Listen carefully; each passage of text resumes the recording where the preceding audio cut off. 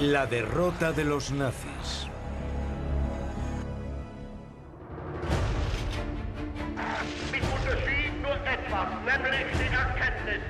¿Qué tipo de líder asesina a millones de personas y se enfrenta a las mayores potencias del mundo en múltiples frentes de batalla? Adolf Hitler era un megalómano.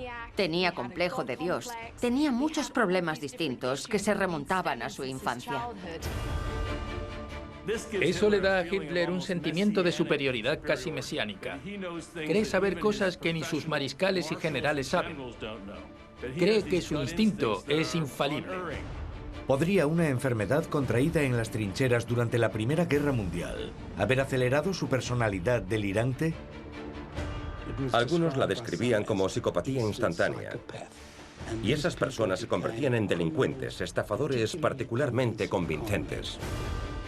¿Podría haber contribuido también una drogadicción desbocada? Hitler era adicto a la heroína, se estimulaba con la metanfetamina Pervitin y también consumía cocaína. Estaba fatal. Un cóctel catastrófico que llevó a Hitler y a los nazis a sufrir una demoledora derrota y a millones de personas a la muerte.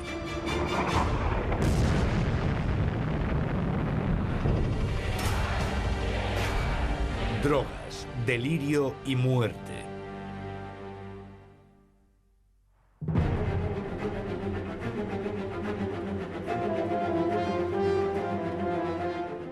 En los últimos días de poder del Reich, Adolf Hitler demostró hasta qué punto era capaz de autoengañarse.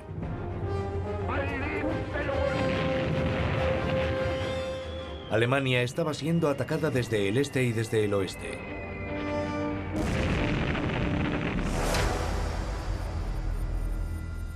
La derrota era inevitable, pero Hitler ordenó a sus hombres luchar hasta la muerte. La sala de guerra de Hitler estaba en un búnker subterráneo fortificado en los jardines de la Cancillería de Berlín. Mientras estaba en el búnker en 1945 esperando el ataque soviético a Berlín, estaba temblando. Unos dicen que era por la enfermedad de Parkinson y otros que era por el síndrome de abstinencia de la morfina que había estado tomando. Ya no podía obtenerla porque los británicos y los norteamericanos estaban bombardeando las fábricas farmacéuticas alemanas. ¿Cómo pasó Hitler en pocos años de ser el aparente salvador de Alemania a ser su maldición? Un dictador quebrantado y trastornado, escondido en un búnker subterráneo, enviando a sus tropas a una muerte segura. En los años previos a la Segunda Guerra Mundial, Hitler logró una serie de victorias notables. Sus decisiones militares, aparentemente impecables, alimentaron una convicción mesiánica de su propia indestructibilidad. Y eso, unido a sus discursos y apariciones en público cuidadosamente organizados, convirtió a Hitler en un temido líder militar a la cabeza de un ejército imbatible. La verdad es que su capacidad militar seguía siendo en buena medida la del humilde cabo que había sido en la Primera Guerra Mundial. Y sus desatinos, junto con una personalidad cada vez más inestable, resultaron ser, en última instancia, una de las mejores armas de los aliados. Pero ocurría algo más en su ámbito privado, que ni siquiera los aliados podían adivinar. No hay duda de que las decisiones de Hitler empeoraron durante la Segunda Guerra Mundial. La gente ya lo notó entonces. Se volvió más y más autocompasivo, sensiblero, somnoliento, más impreciso a medida que avanzaba la guerra, y se debilitaba físicamente cada vez más. Podemos ver en esas semanas en el búnker cómo se autodestruye. Se autolesiona la piel con pinzas y se convierte en una persona horrible, muy infeliz y con mala salud. Quizás ese sea el verdadero Hitler que siempre fue y ahora emerge.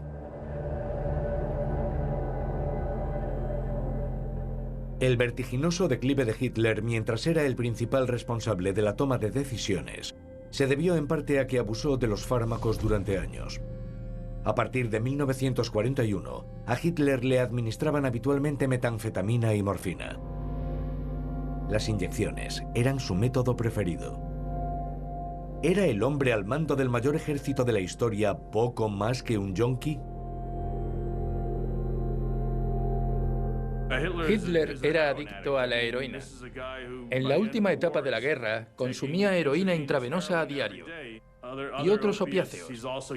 Se estimulaba con la metanfetamina Pervitin y también consumía cocaína, así como recibía inyecciones de vitaminas, testosterona de toro. Estaba fatal. Los terribles síntomas de Hitler eran evidentes, pero aún podía aferrarse al poder.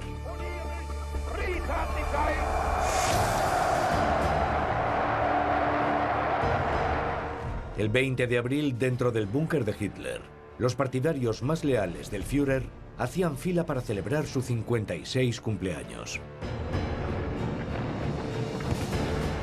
A kilómetros de allí, en las afueras de Berlín, un número insignificante de soldados alemanes defendía desesperadamente la ciudad.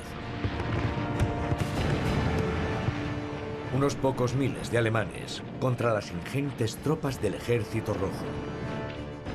Mientras su delirante mundo se derrumbaba a su alrededor, la mente drogada de Hitler mantenía viva su fantasía de la victoria de Alemania.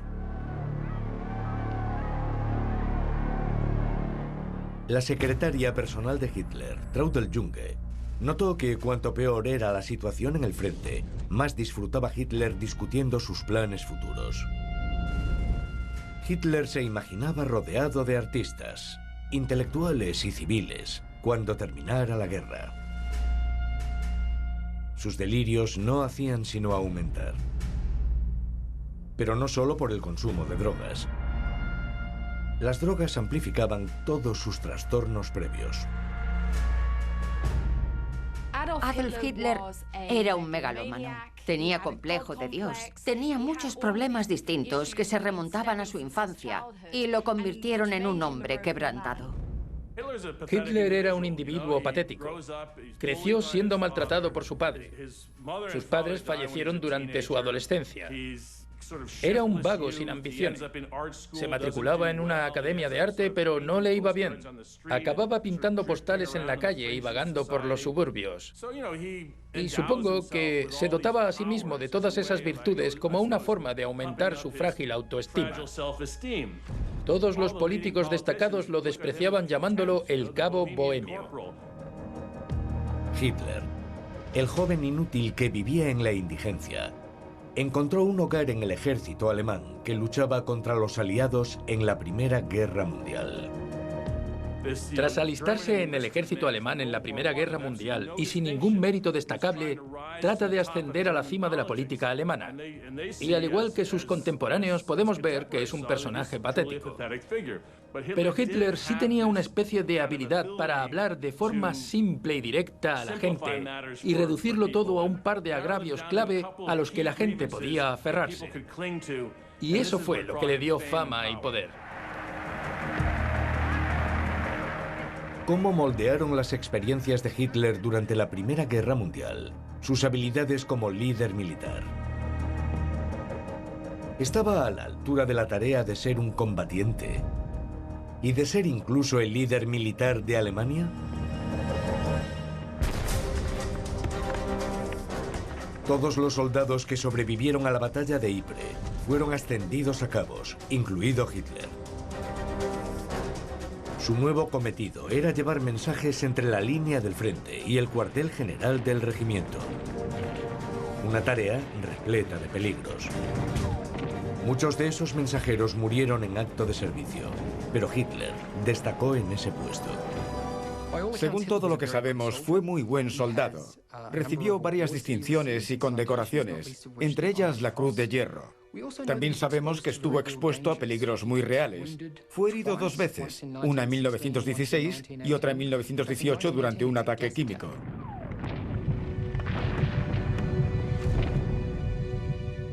Uno de los soldados de su regimiento, Hans Mendt, describió a Hitler como alguien extraño y peculiar, que prefería pintar y leer en lugar de relacionarse con los demás soldados. Mendt contaba que Hitler podía estar sentado en silencio en un rincón y de repente ponerse en pie y empezar a despotricar contra judíos y marxistas que, según Hitler, estaban saboteando el esfuerzo de guerra. Su apodo era Adolf el Loco. Según Ernest Hufstengel, buen amigo de Hitler, sus compañeros se burlaban de él cuando lo veían en las duchas, porque sus genitales les parecían anormalmente poco desarrollados. Hufstengel era uno de los pocos amigos de Hitler y se preguntaba si aquellas anomalías genitales pudieron contribuir a sus aterradores y asesinos arrebatos. Sabía desde muy joven que tenía deformidades congénitas y trataba desesperadamente de ocultarlas. Como dijo Freud, la anatomía es el destino. Y creo que podemos afirmar que en muchísimos aspectos afectó más a Hitler que a la mayoría de las personas. Y además construía edificios gigantescos e imposibles. No hay que ser freudiano para ver que hay una relación entre ambas cosas y es simplemente una proyección de sus complejos. La carrera de Hitler en infantería no duraría mucho. Cuando resultó herido en un ataque británico con gas mostaza en 1918 en Ypres, Bélgica, quedó ciego temporalmente y fue evacuado a un hospital militar alemán. Postrado en su cama, un sacerdote local le comunicó la devastadora noticia de la rendición de Alemania.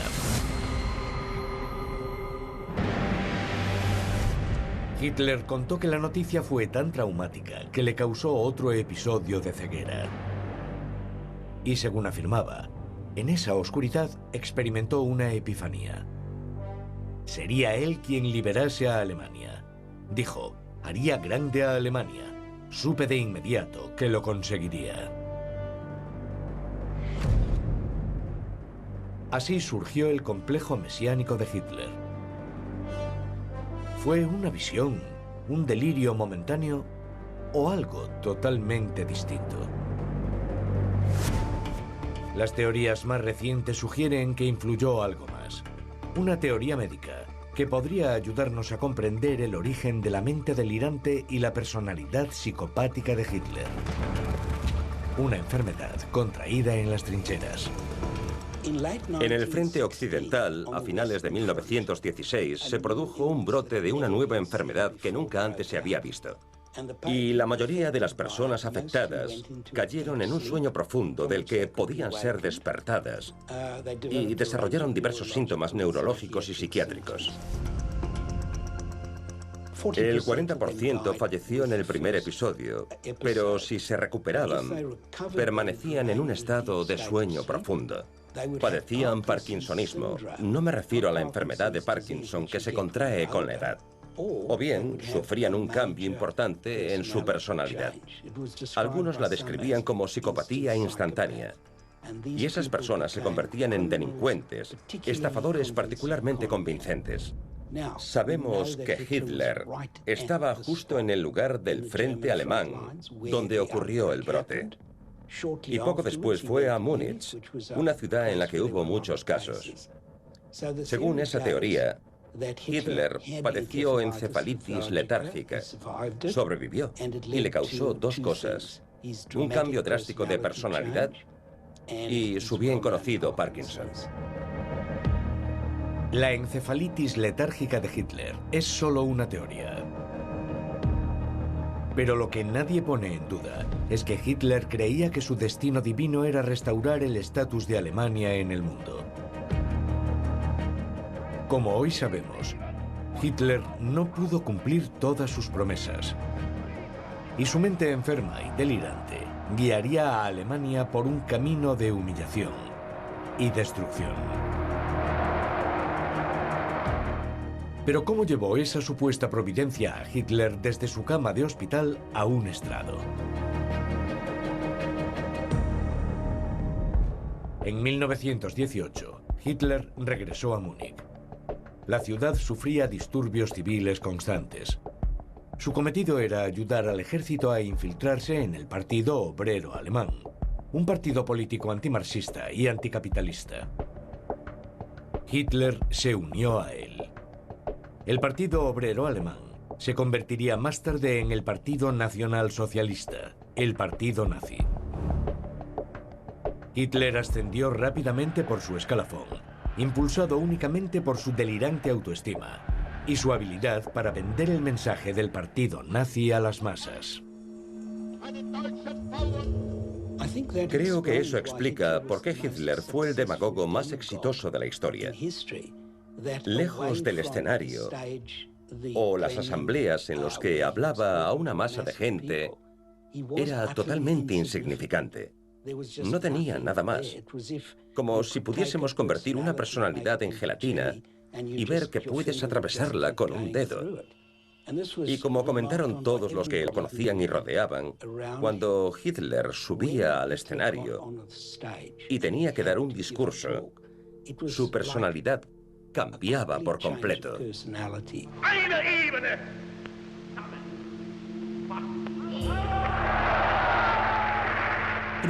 Por supuesto, debemos recordar que decía lo que la gente quería escuchar. Y el resultado fue que pudo captar el deseo que albergaba el pueblo alemán de un liderazgo fuerte y el cumplimiento de una gran visión.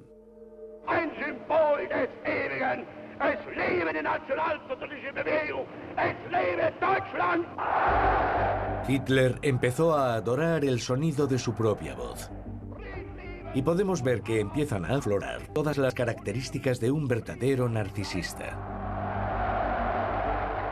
Es razonable aceptar la concepción general de que un narcisista es alguien totalmente obsesionado consigo mismo.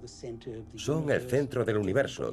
Todos los que lo rodean deben hacerlo sentir mejor o serán castigados por no hacerlo. En otras palabras, un narcisista es un psicópata que todavía no ha sido atrapado. Porque el narcisismo, tal como lo concibe la mayoría, significa que puedes racionalizar y justificar cualquier comportamiento. Basándonos en eso, podemos afirmar que Hitler fue el mayor narcisista de la historia. En agosto de 1933, Hitler ya era canciller, jefe de gobierno, y tras la muerte del jefe del Estado, Paul von Hindenburg, en 1934, Hitler se autoproclamó presidente.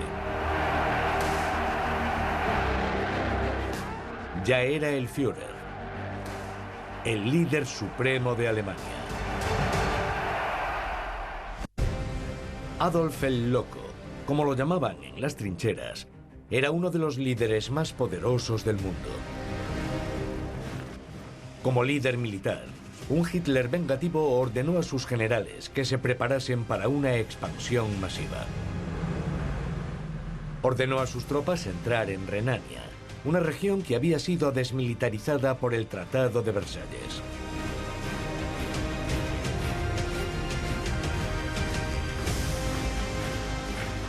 A continuación, Hitler tomó el control de su patria, Austria. Fue una invasión incruenta. Fue recibido con los brazos abiertos.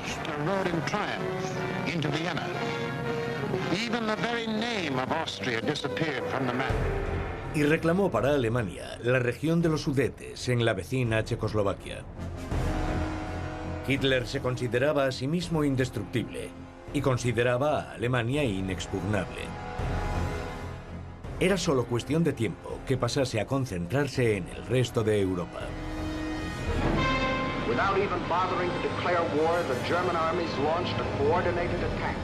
Pienso que no hay duda de que Hitler era arrogante, y en cierto modo ese es el secreto de su éxito, ya que estaba dispuesto a correr muchísimos riesgos. Pero eso alimenta su narcisismo, su sentimiento de estar predestinado, de que es el elegido, de que va a liderar a Alemania, y en cierto sentido por eso tanta gente lo apoya.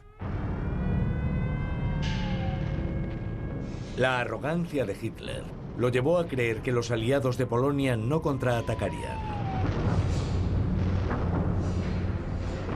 Hitler despreciaba a los aliados. Los consideraba débiles e indecisos. Hitler incluso diría a sus generales: los aliados son pequeños gusanos. Y del primer ministro británico, Neville Chamberlain, dijo: si ese viejo idiota vuelve aquí a interferir con su paraguas, lo tiraré de una patada por las escaleras y saltaré sobre su estómago frente a los fotógrafos. Creo que eso caracteriza a Hitler desde una edad muy temprana y ejemplifica el hecho de que era totalmente egocéntrico, totalmente obsesivo, incapaz de aceptar ninguna opinión con la que no estuviera de acuerdo. Y reaccionaba de igual forma. While the Panzer divisions rolled through the Polish countryside, England and France presented a cold ultimatum to withdraw. Los generales de Hitler sabían que invadir Polonia provocaría una respuesta de los aliados. Le pidieron a Hitler más tiempo para reforzar Alemania, ante lo que consideraban una guerra segura. Hitler ignoró sus preocupaciones. In a matter of days, the swastika had plunged the world into total war. Pudo ser ese el momento en el que la mente enferma y delirante de Hitler se abrió paso a una psicopatía total. Lo que vemos en Hitler es el peor ejemplo, posiblemente el único ejemplo de alguien que alcanza un poder absoluto. Pasó de no ser nadie en 1919 a ser en 1942 el mayor conquistador de Europa desde Napoleón y César, con la sumisión total de todos los pueblos germánicos y la creencia de que iba a conquistar el mundo. Y eso encajaba a la perfección con su imagen de sí mismo. Soy el hombre más poderoso del mundo. Debería controlar el mundo. Y así empezó todo. Al principio de la Segunda Guerra Mundial, Hitler se siente tocado por la mano de Dios. Cree que los generales son demasiado conservadores y que él posee una habilidad divina para encontrar el punto débil del enemigo, abalanzarse sobre él y destruirlo. Se consideraba invencible e incapaz de cometer errores. El divino Führer jamás podía equivocarse.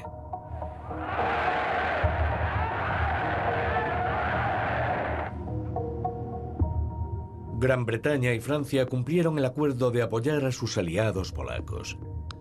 Y el 3 de septiembre de 1939 fue declarada la Segunda Guerra Mundial. Hitler era un gran oportunista y alguien más que dispuesto a aprovechar su momento de éxito. Hitler creía que había una oportunidad que aprovechar y por eso persiguió sus objetivos ideológicos sobre política exterior como un perro tras un hueso. Y no se rendiría en ningún momento de la guerra hasta morir o lograr la victoria.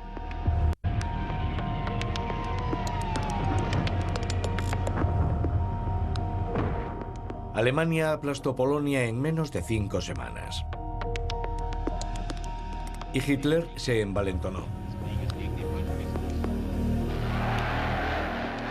Gran Bretaña y Francia serían las siguientes. Y Francia cayó en solo 6 semanas. Le aconsejan no invadir Polonia, la invade y derrota a Polonia. Le aconsejan no invadir Francia y Francia cae. Eso hace que Hitler sienta una superioridad casi mesiánica. Cree saber cosas que ni siquiera saben sus mariscales y generales profesionales. Cree que su instinto es infalible.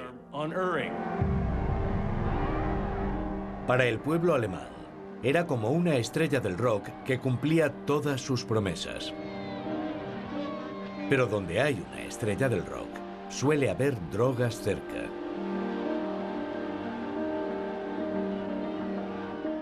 Tres años antes, en 1936, Hitler había conocido al doctor Theodor Morell. Morell era un médico experimentado. Había amasado una fortuna construyendo fábricas farmacéuticas. Hacía de todo, desde polvos contra los piojos hasta bombones con vitaminas. El círculo íntimo de Hitler lo consideraba un charlatán. Los miembros del partido nazi lo conocían como el maestro de jeringuillas del Tercer Reich.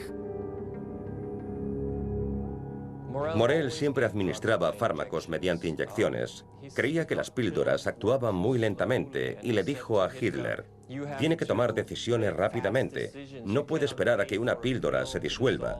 Necesita un efecto instantáneo. Usaban un término especial, lo llamaban recuperación instantánea, Sofortigstellung. La inyección actúa rápidamente. Te sientes fatal, te ponen una inyección intravenosa y 5 segundos después te parece que estás en el cielo. Y eso impresionó a Hitler.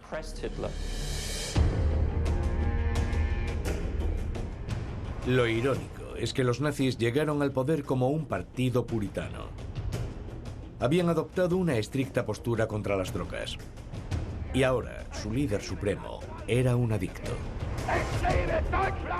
Fueron el primer gobierno antidroga en la historia de Alemania. Toda la libertad sobre las drogas durante la República de Weimar de los años 20 desapareció. Los consumidores de drogas fueron enviados a campos de concentración porque el movimiento nazi trataba de presentarse como un movimiento limpio, que limpiaba a la población alemana de influencias nocivas. Al principio, cuando llegaron al poder, era fundamental relacionar a los judíos con las drogas. Decían, los judíos que hay entre nosotros consumen más drogas que el alemán ario, el alemán no judío.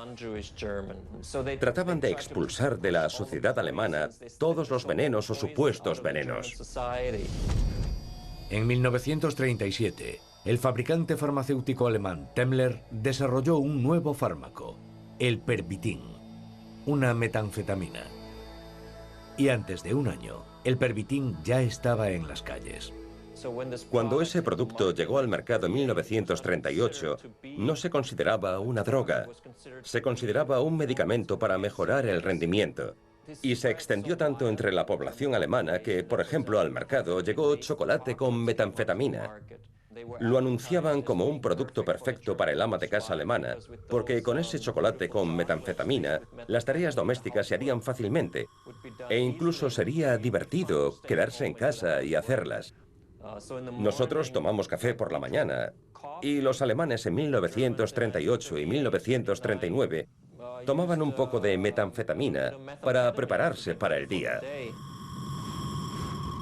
Y el Pervitin, vendido como medicamento y no como droga, no tardó en llegar al ejército alemán. Un profesor universitario llamado Ranke se enteró de que durante el ataque a Polonia muchos soldados ya habían tomado Pervitin y le sugirió al cirujano general del ejército que en la siguiente fase de la guerra, que sería el ataque contra Occidente, el Pervitin fuese suministrado como medicamento oficial a los soldados. Y cada soldado debía tomarlo el primer día del ataque. Así que se encargaron 35 millones de dosis de metanfetamina para el ejército alemán. La empresa Temmler las envió al frente y fueron consumidas el 10 de mayo de 1940 cuando Alemania atacó a los países occidentales. En las divisiones de tanques Panzer lo llamaban Panzer Schokolade, el chocolate de los tanques. También le daban otros nombres como la píldora de los Stuka. Y eso nos da una idea de lo potente que era ese estimulante. No tenían que dormir por la noche. Los británicos y los franceses se cansaban después de 8 horas de combate y dormían por la noche, como todos los soldados del planeta han dormido siempre de noche. Pero los alemanes seguían combatiendo toda la noche.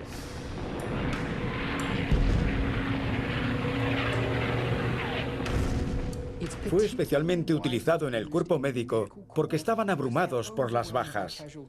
Las enfermeras y los médicos tomaban Pervitin porque tenían acceso a él. Y algunas personas llegan al extremo de tomar tanto que dejan de dormir. Dejan de dormir hasta una semana seguida y al parecer pueden trabajar, realizar operaciones, cuidar a los heridos. Luego dicen que se desmoronan, que duermen 1 o 2 días seguidos. Pero obviamente es adictivo y se convierte en un verdadero problema. ¿Estuvieron todas las operaciones bélicas de los nazis en Europa impulsadas por el Pervitin, una metanfetamina muy adictiva? Hermann Göring, la mano derecha de Hitler, era adicto a la morfina desde que fue herido en el Putsch de Múnich en 1923. Y estaba al mando de la Luftwaffe. Y con Hitler en manos del Dr. Morell, el maestro de jeringuillas, las drogas formaban parte de la Alemania nazi a todos los niveles. Pero las drogas y el sentimiento de invencibilidad no explican todos los errores de Hitler. En 1940, cuando Alemania no logró aplastar a los aliados en la batalla de Dunkerque, Hitler aún no se inyectaba drogas duras. Hitler tomó muchas buenas decisiones al principio de la guerra, pero también tomó una muy mala con respecto a Dunkerque: detener los tanques alemanes. Y esa decisión no tuvo nada que ver con las drogas, porque en la primavera de 1940 no consumía drogas duras. En Dunkerque, los aliados perdían la batalla por impedir que Francia cayese en manos de Alemania. Los aliados se retiraban, y la playa de Dunkerque era una de las únicas rutas de escape para cruzar el Canal de la Mancha. Los aliados eran presa fácil. Pero entonces Hitler decidió detener la ofensiva. A veces el liderazgo de Hitler parecía esquizofrénico, por así decirlo. A veces hacía exactamente lo contrario de lo que se esperaría de él. Las victorias anteriores sugerían que tendría mucha confianza, pero a veces se echaba atrás y frenaba en seco. También tendía a escuchar al último general que hablase con él. Y luego se actuaba en consecuencia.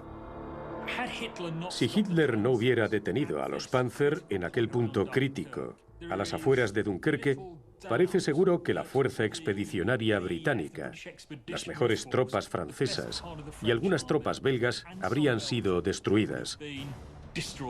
Las habrían aniquilado.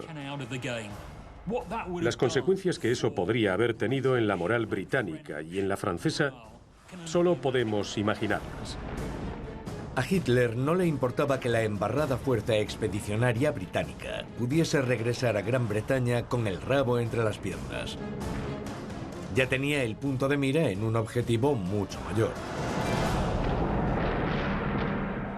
Los errores de juicio de Hitler no tardaron en multiplicarse.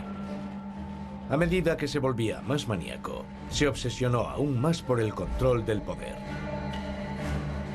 Tras perder la batalla de Inglaterra junto a Göring, que era adicto a la morfina, concentró su atención en el este y planeó invadir Rusia.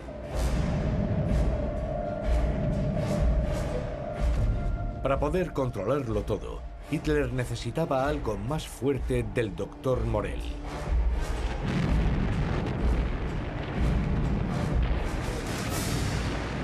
En agosto de 1941, cuando Alemania atacó la Unión Soviética, Hitler decidió dividir las tropas alemanas.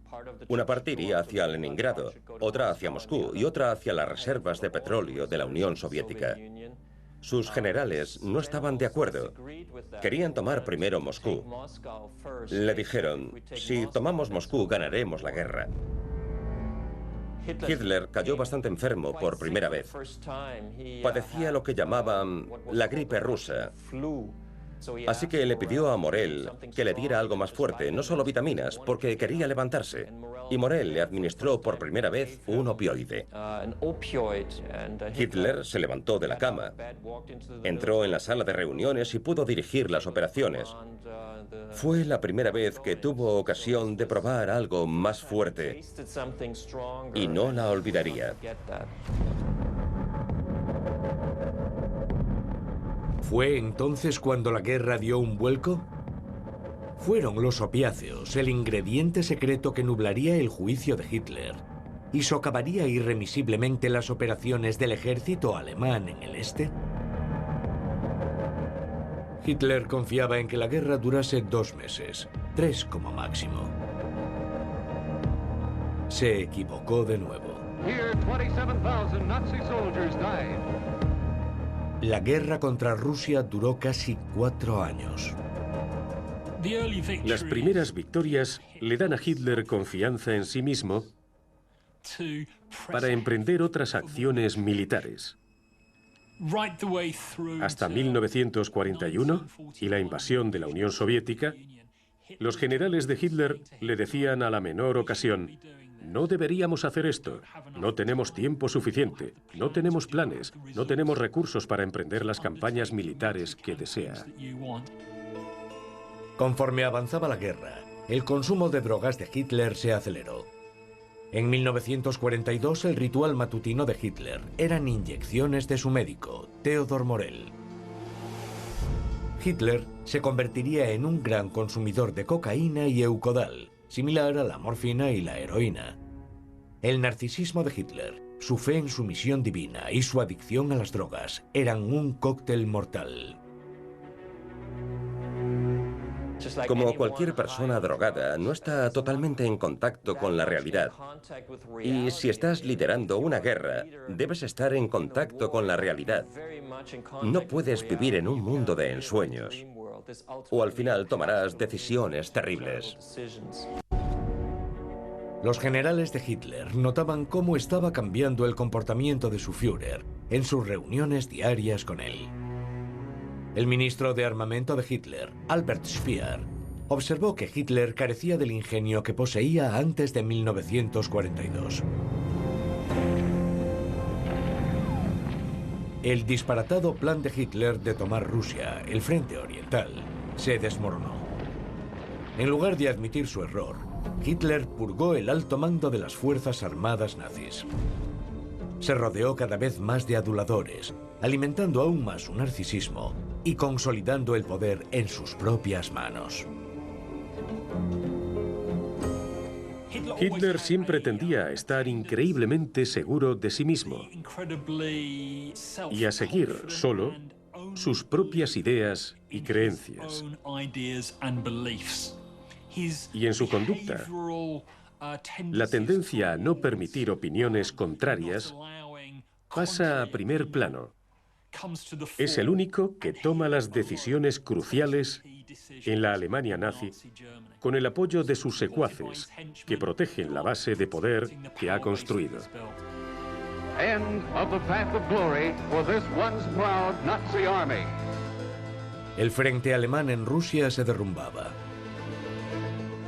Los soviéticos ganaban y pronto avanzarían hacia Alemania. Además, Hitler perdía contra los aliados en el frente occidental. Y el Führer tenía otro problema mucho más cerca: múltiples intentos de asesinato contra él. Hubo al menos 42 intentos de asesinar a Hitler entre los años 30 y el final de la guerra. El más famoso es el intento fallido de Stauffenberg en 1944. Hubo docenas de intentos más, algunos fallaron por poco, de otros ni siquiera se enteró. Por ejemplo, Hitler era vegetariano y en una comida envenenaron la carne, pero como no se la comió, pues ni enfermó ni murió. En un avión en el que iba pusieron una bomba, pero la bomba falló. El hecho de que sobreviviera reforzó su idea de que era una especie de superhombre, que había sido elegido para liderar a Alemania en su lucha por la supervivencia, que nada podía acabar con él y que todo aquello confirmaba su grandeza. Pero el famoso atentado de Stauffenberg contra la vida de Hitler el 20 de julio de 1944 tuvo un efecto más profundo. Disparó su consumo de drogas. La mente de Hitler también sufrió muchísimo por ese intento de asesinato. Fue entonces cuando empezó a consumir cocaína. La consumió más de 50 veces después del intento de asesinato. Y los días que no consumía cocaína, consumía Eukodal, el potente opioide que le inyectaban en vena. El intento de asesinato de Stauffenberg no lo mató, pero lo convirtió en un drogadicto y lo convirtió en un junkie. Porque alguien a quien administran un opioide por vía intravenosa cada 2 días durante varios meses solo puede ser considerado un junkie. Nazi prisoners, Some of them say that Hitler's war is lost, but they fought to the last bullet. ¿Influyó la dependencia de Hitler de las drogas duras en su convicción de que era indestructible a medida que aumentaban las derrotas en Alemania? ¿Afectó su consumo de drogas a sus decisiones? Tanto historiadores como médicos creen que las metanfetaminas, la cocaína y la heroína alteraron el estado mental del Führer e influyeron en la derrota de Alemania. No hay absolutamente ninguna duda de que la atención médica que recibía Hitler, las drogas que estaba tomando, impulsaron a un hombre exhausto cada vez más y más lejos. Quizá estaban confundiendo su cerebro, afectando a su toma de decisiones de manera negativa. Un ejemplo de esto es cuando se despierta durante la invasión del día D, el 6 de junio de 1944. Como de costumbre, duerme hasta tarde en Berchtesgaden. Está aturdido y somnoliento y no se pone en marcha hasta media tarde debido a la resaca de cóctel de drogas que tomaba día y noche. A medida que su juicio empeoraba, Hitler estaba cada vez más decidido a concentrar la toma de decisiones militares en sus propias manos. Su autoengaño, creciente paranoia y neurosis eran tan graves que estaba perdiendo el contacto con la realidad.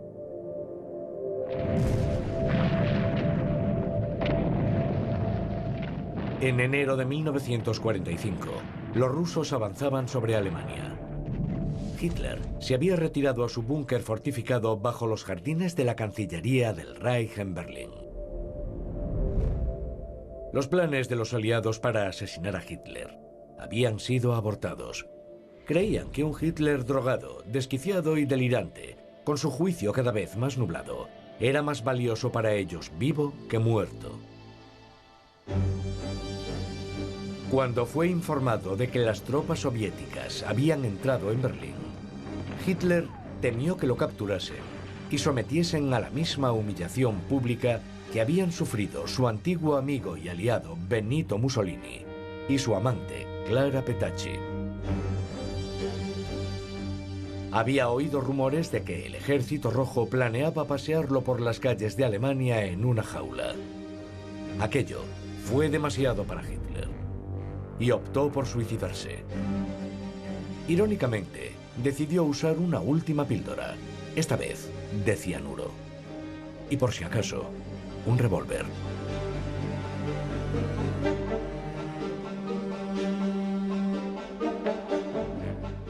Al igual que su amado Führer, Alemania se ha convertido en una ruina humeante.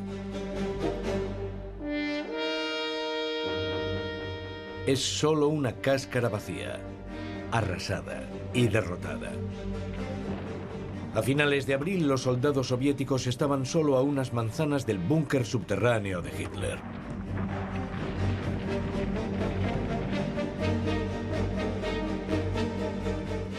El 1 de mayo de 1945, a las 10:20 de la noche, el gran almirante Karl Dönitz, comandante en jefe del norte de Alemania, emitió un comunicado por radio desde Hamburgo. Con los acordes de una ópera de Wagner sonando, anunció que el Führer había muerto.